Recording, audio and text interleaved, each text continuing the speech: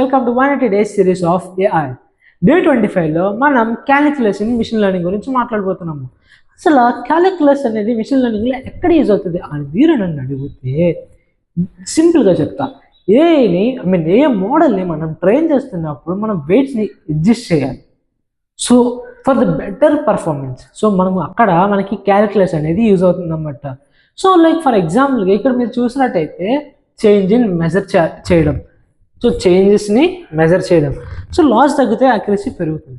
So ఇక్కడ ఎలా అంటే ఫర్ సపోజ్ ఇప్పుడు మనం లాస్ ఫంక్షన్ని మనం మినిమైజ్ చేయడానికి మనం యూజ్ చేసేది ఏంటి, డెరివేటివ్స్. సో ఇక్కడ మీరు చూసినట్టయితే dough loss by dough weight. So ఇక్కడ వెయిట్ని మారుస్తూ ఉంటే లాస్ కూడా చేంజ్ అవుతూ ఉంటుంది అన్నమాట. అండ్ అలాగే గ్రేడియంట్ డీసెంట్ అనే కాన్సెప్ట్ కూడా క్యాలిక్యులస్ మీదే ఉందన్నమాట. సో ఇది వచ్చినప్పటికీ స్టెప్ బై స్టెప్ తగ్గించుకుంటూ వెళ్తే మనం పర్ఫార్మెన్స్ కూడా ఇంక్రీజ్ అవుతూ ఉంటుంది అన్నమాట.